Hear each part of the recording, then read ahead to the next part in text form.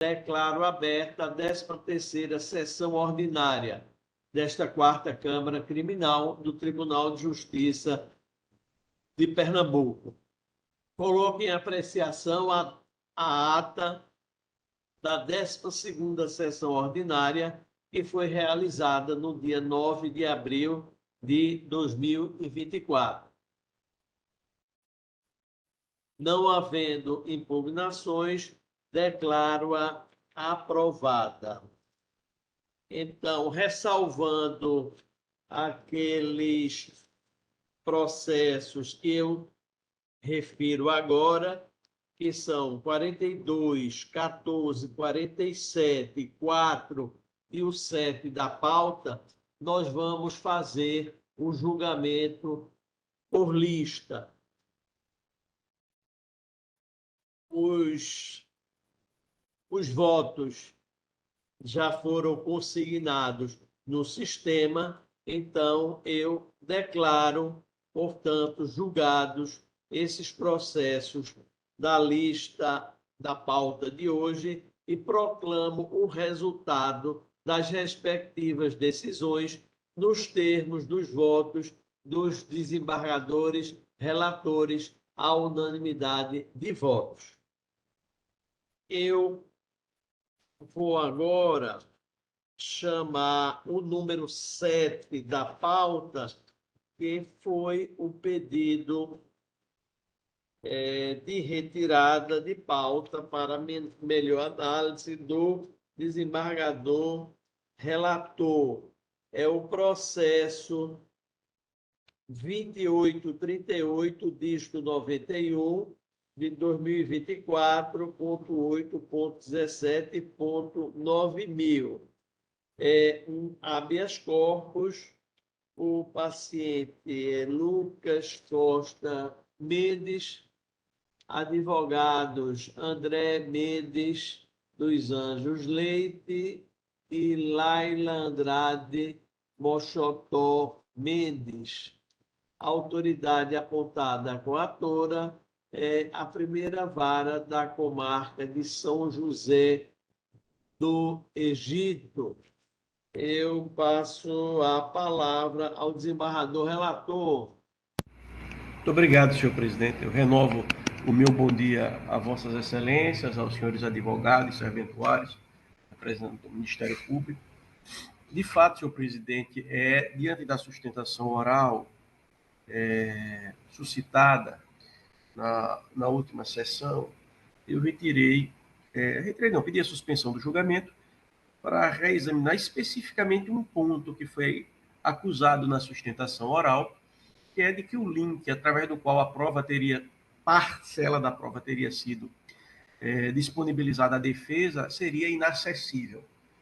Então, essa alegação, quando da elaboração do meu voto inicialmente, tinha me fugido esse detalhe, e eu precisei reanalisar o processo, e eu vou fazer... É uma questão que não é usual na nosso cotidiano. A defesa, o impetrante, ela alega dois vícios. Primeiro é que não teria tido acesso à integralidade da prova, e depois é que nós teríamos juntado aos autos elementos de prova fora do período em que a juíza determinou a quebra do sigilo telefônico. Basicamente é isso.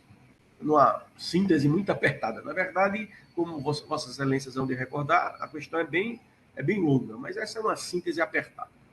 E aí, o meu voto, eu já antecipo que eu concedo parcialmente a ordem, e em respeito ao eminente advogado aqui presente, o voto será disponibilizado na íntegra. Eu vou ler aquilo que de fato interessa, porque tem muitas citações da própria peça da impetração, do habeas corpus. Eu vou me abster de ler os trechos da impetração.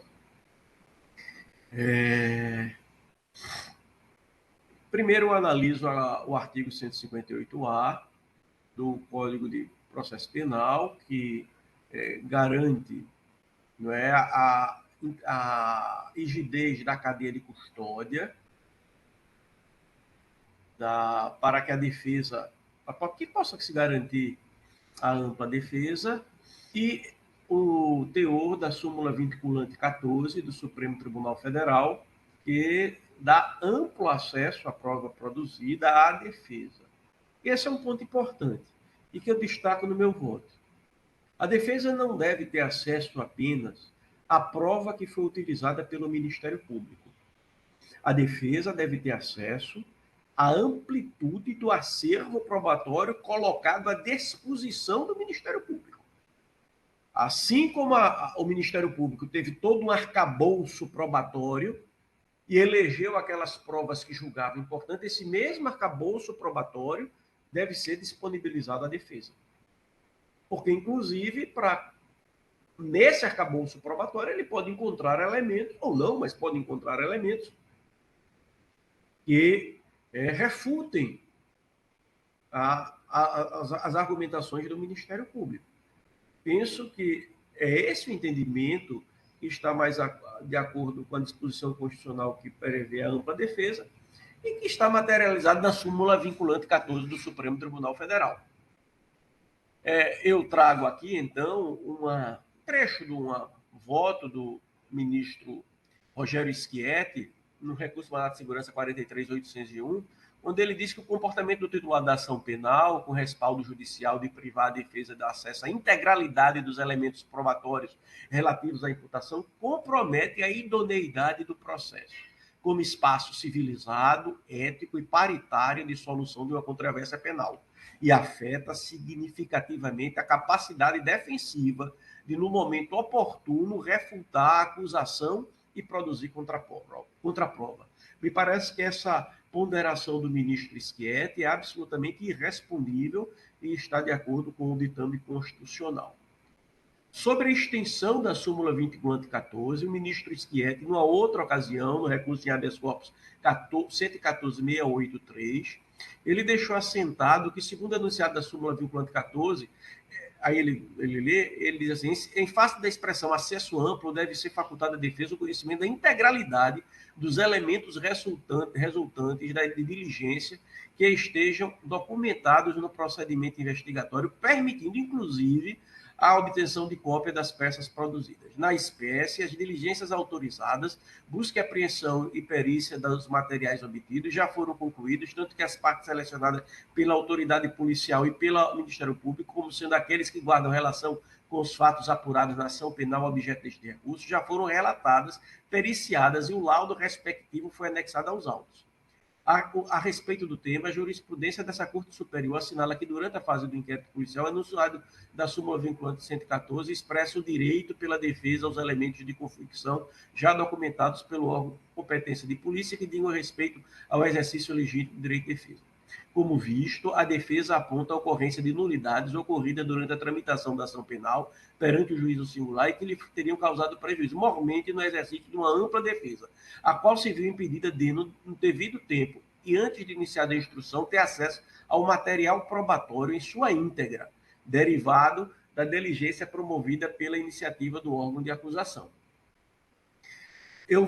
Essa é a transcrição. Eu verifiquei que a defesa do paciente apresentou seu pedido de acesso ao conteúdo da prova através da petição de ID 3269973, antes mesmo da audiência de instrução. A meritíssima juíza singular, ela rejeitou o requerimento de defesa, ID 326997173, argumentando, entre outras coisas, que na documentação apostada contém um link com a integralidade de arquivos e registros de diálogos. E que, entendi eu, que na argumentação de Sua Excelência, através desse link, aqueles elementos que garantiriam a rigidez da cadeia de custódia seriam verificáveis. Acontece que a defesa alega que esse link referido pela magistrada não lhe dá acesso à documentação apostada. E, para comprovar sua alegação, traz um print de ID 347-604-07, mostrando que quando clica no link, o que acontece é uma página dizendo que não há uma disponibilidade daquela documentação.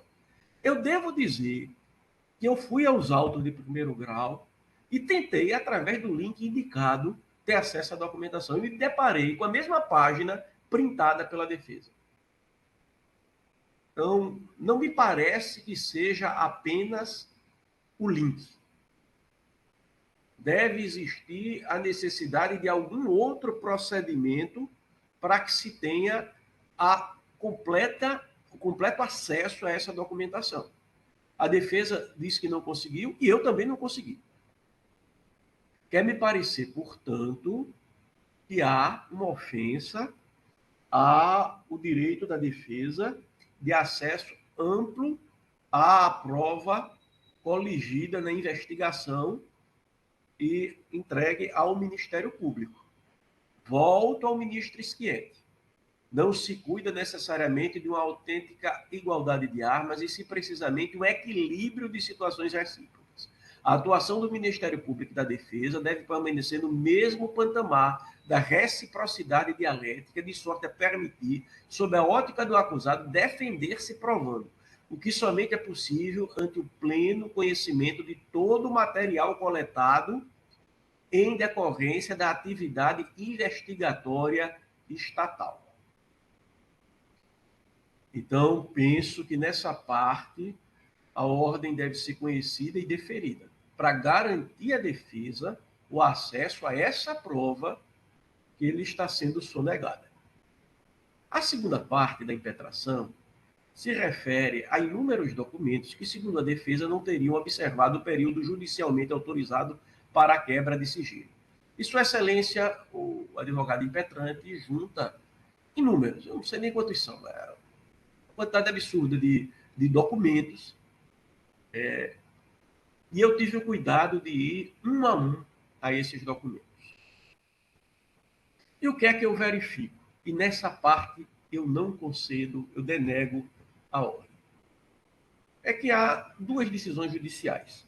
Uma que se refere à quebra do sigilo telefônico, que foi delimitada a 0 hora de 1º de outubro e 23h59 de 25 de dezembro, é a ID, o ID 132889-553, mas há uma segunda decisão, ID 140970-620, que autorizou o desbloqueio e acesso pelas autoridades policiais do conteúdo dos aparelhos celulares que possam ser apreendidos, notadamente o aplicativo de WhatsApp, Telegram e SMS. Então, me parece que são duas coisas distintas. Uma é a interceptação telefônica, tem um prazo aqui muito bem definido. Outra é o aparelho que foi apreendido, a autoridade policial estaria livre para quebrar o conteúdo desses aplicativos de interação, né, que existem.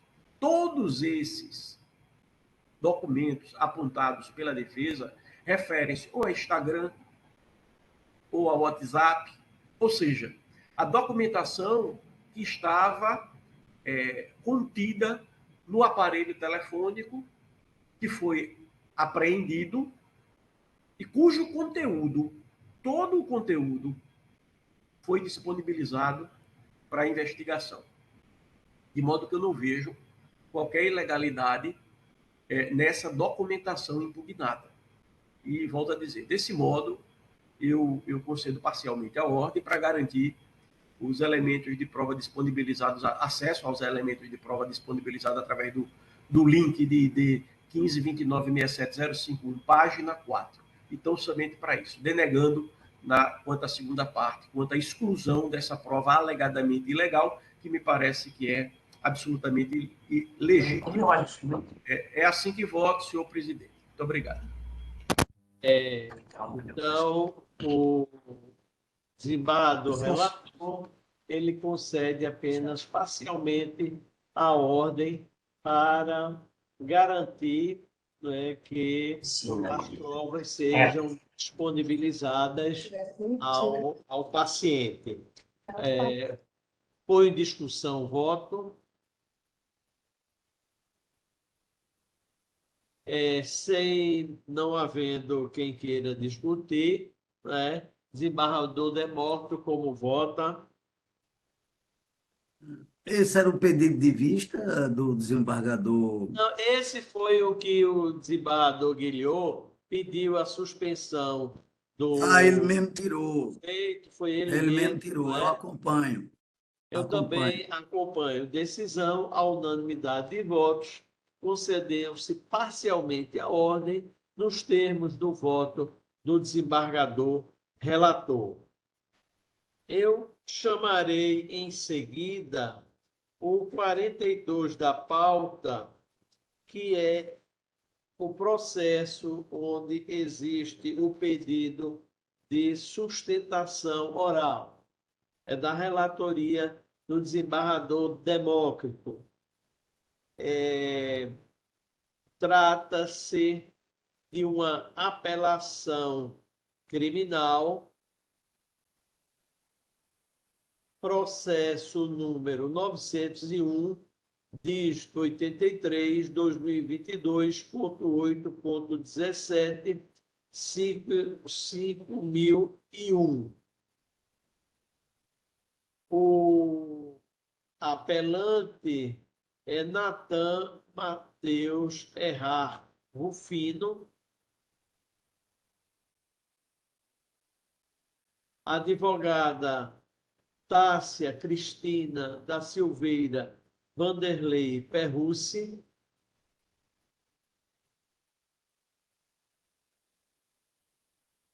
o polo passivo é o Ministério Público do Estado de Pernambuco.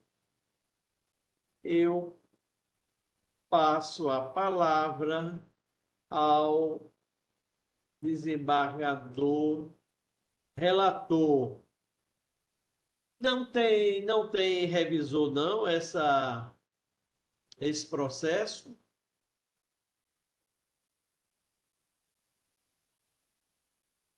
Eu lancei o voto, senhor presidente. Passou. Lancei meu voto de revisão. Não está disponibilizado para Vossa Excelência, não? Eu acho que está, mas assim, na, na pauta, mas não aparece o revisor, o nome do revisor. Não está Mas saindo o mais na voto dele pauta, está nos não. autos. É Muito uma Eu irregularidadezinha coloquei o insignificante. revisor na pauta e enviei essa pauta para os gabinetes.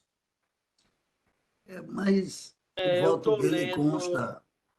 aqui diretamente da pauta e para mim não consta, mas tudo bem.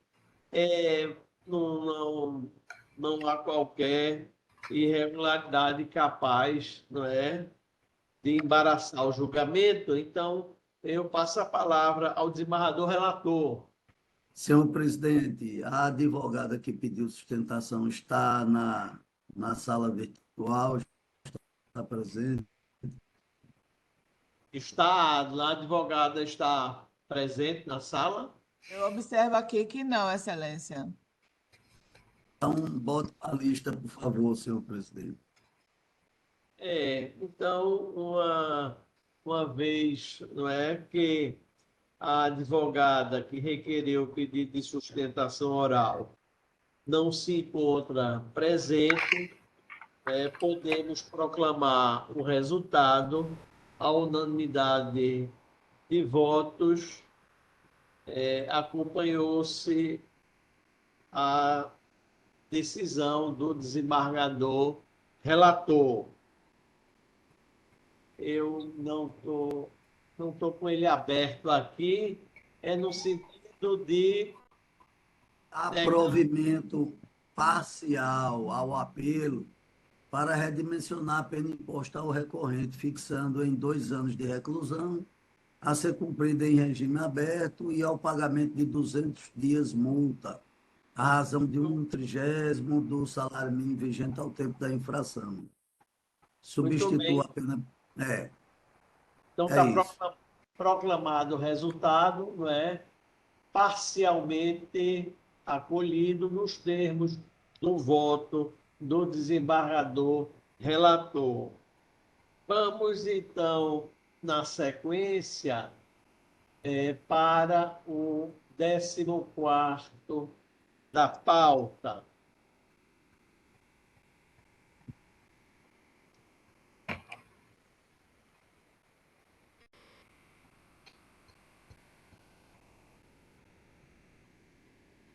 que é uma apelação criminal de número 1009, dígito 15, 2022.8.17, 5001. O desembargador relator é Demócrito Ramos Reinaldo. O apelante é Daniel Silvestre do Carmo. O advogado é Paulo Ricardo Cabral de Souza. O suplicado é o Ministério Público do Estado de Pernambuco. Esse processo, eu observo que a turma está de acordo, né, pelo parcial provimento. Eu estou divergindo em parte. Eu queria, não é, apenas externar meu ponto de vista com relação a essa divergência, que é uma divergência pontual. Eu digo o seguinte: analisando o recurso, né, vale da argumentação lançada no voto do relator, desembargador Demócrito Ramos Reinaldo, a exceção relativa à segunda fase do processo dosimétrico, pelos motivos que passo a expor. Cuido que na primeira fase o relator manteve a pena base do réu num quanto de 6 anos de reclusão. Na segunda fase, ponto no qual divido do relator, entendo que atenuante da confissão espontânea, artigo 65, inciso 3, letra D do Código Penal, não deve incidir no presente caso, porquanto o réu negou a traficância, afirmando apenas que estava com as drogas apreendidas, alegando que seriam utilizadas para o consumo próprio. Dispõe a súmula 630 do STJ, aspas, a incidência da atenuante da confissão espontânea no crime de tráfico ilícito de entorpecente exige o reconhecimento da traficância do acusado, não bastando a mera admissão da posse ou propriedade para uso próprio. Aí sobre a matéria, eu trouxe, não é, decisões, não nossa própria aqui, tá certo? E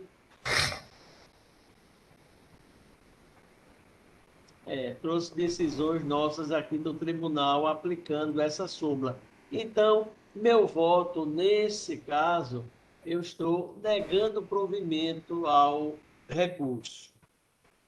Então, eu vou proclamar o resultado no Senhor sentido... presidente, pela ordem. Pois não. Veja só, eu entendo o que diz Vossa Excelência e até concordo. Mas eu acompanhei o entendimento do senador Demócrito, porque é dito que na fase do inquérito policial ele confessou a traficância. Eu gostaria só de fazer o registro, de justificar o porquê nesse ponto da nossa divergência. Obrigado. Pois não. Então, eu proclamo, o resultado, que se deu parcial provimento ao recurso nos termos do voto da turma. E o 47º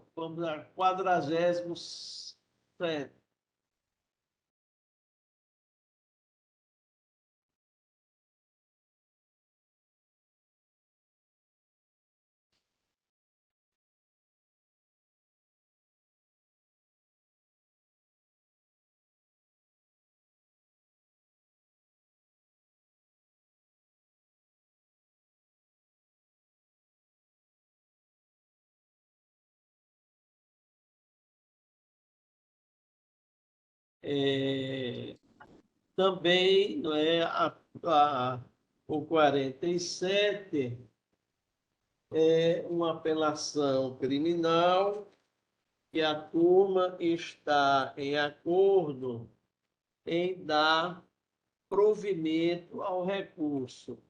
Eu também tenho uma pequena divergência nesse. Eu digo o seguinte: tudo que a defesa se insurge, tão somente quanto à segunda fase do processo dosimétrico, requerendo que seja aplicada a fração de 1/6 em razão do reconhecimento da agravante da reincidência.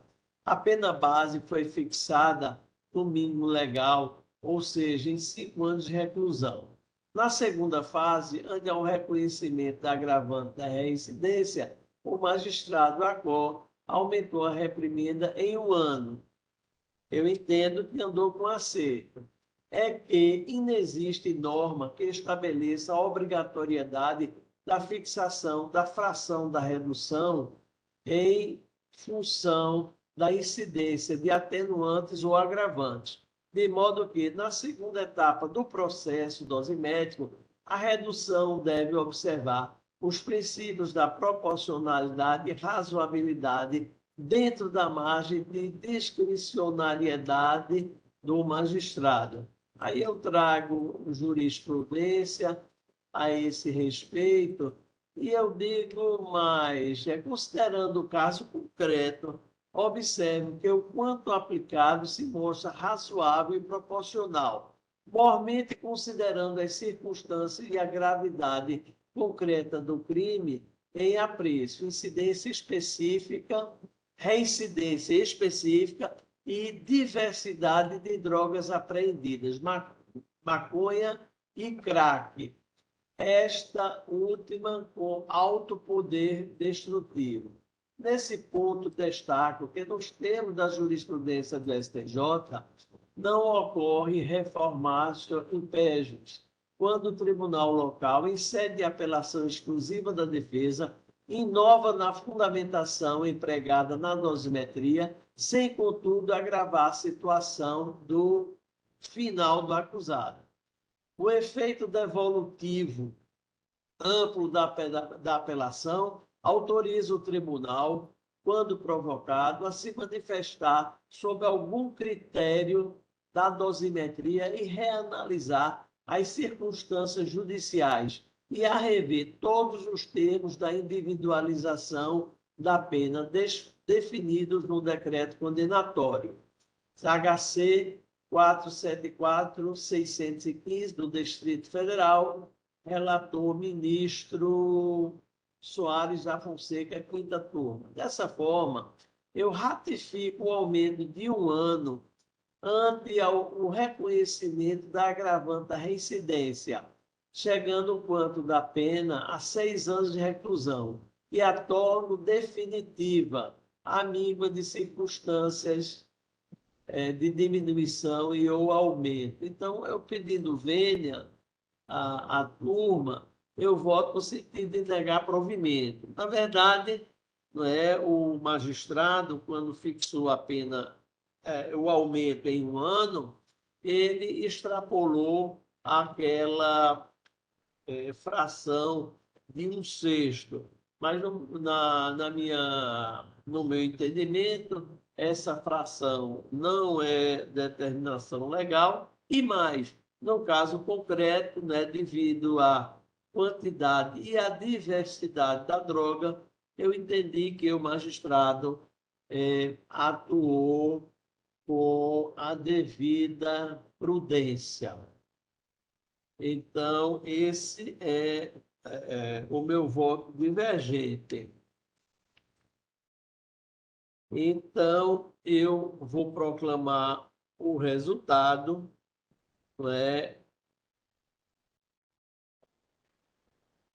julgou-se procedente a apelação nos termos do voto da turma.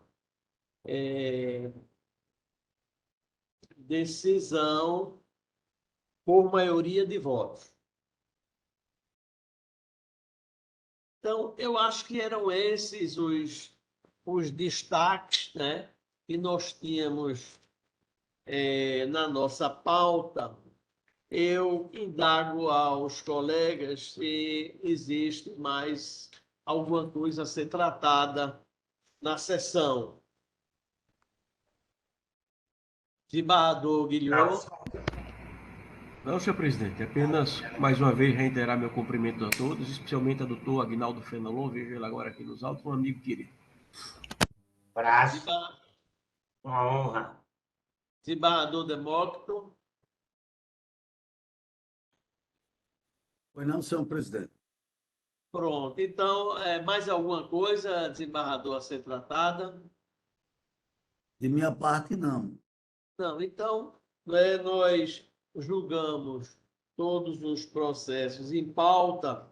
Eu agradeço, né, a presença de todos. Também meus cumprimentos ao doutor Aguinaldo Fenelon. Obrigado, bom dia a todos. Não havendo mais nada a ser tratado, encerro a sessão. Agradecendo a todos. Bom dia. Até a próxima terça. E até a próxima. Bom dia a todos.